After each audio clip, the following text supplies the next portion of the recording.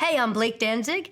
I'm a doctoral student in the Instructional Technology and Media program at Teachers College. We've got lots of questions about what is generative AI in education. A lot of people feeling like this is very new. What do I do with this here? And they've been barraged with tons of messaging and new tools and new creations in AI in education. So to really help them find their footing, this tool aims to help them explore the different multi-layered, intertwined histories of AI in education.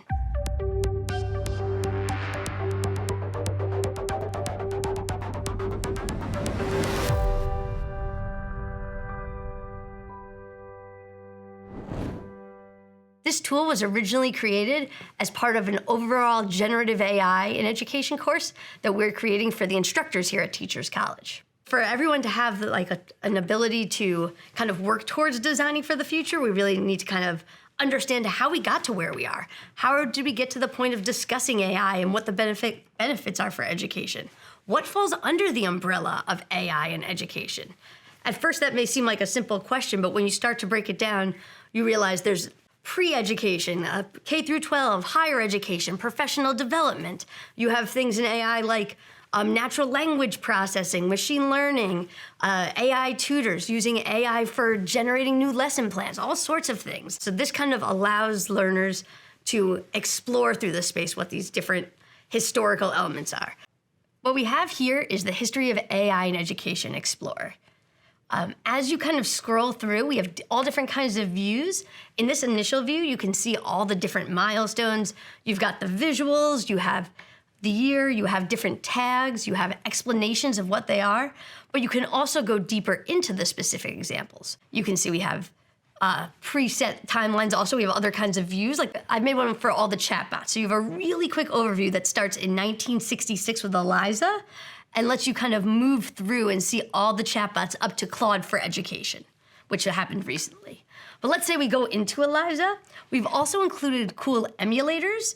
So in the Eliza project, for example, we've actually have a built-in emulator of the initial tool. So I can actually click on here and type in, it says, "How do you do? Please tell me your problem." And I can say, "I am feeling tired today." It is because you're feeling tired today that you came to me, it responds. So we allow for lots of actual testing and tinkering with some of these early tools, really to allow people to play with it and explore. Because a goal for this tool is to really be more than just, I'm telling you a timeline, these are the key points, but really to allow people to explore and play with the history and play with the different tools to make meaning out of it for themselves as well, in their different projects and within their work in the context of education. One thing that was really cool that I discovered as I was making this tool, as I was going through the history, was really how much education was involved from the very beginning of the development of AI.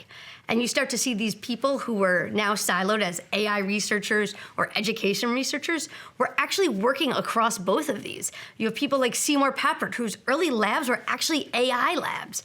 And you start to see how our early studies of understanding humans and understanding computers were kind of intimately intertwined, and it's interesting to kind of trace that and how that emerges throughout the history and the way we think about computers and the way we think about humans' interaction with computers.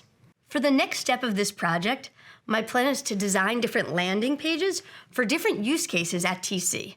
You may have some students who are brand new to a field and want to get a general overview. Maybe you have a professor who's giving a lecture on AI in education. Or perhaps a student for their big IP project for their master's thesis wants to really dive deep into AI in one area of education. So I'm going to kind of create different specialized pages that invite those different use cases to more easily use the tool.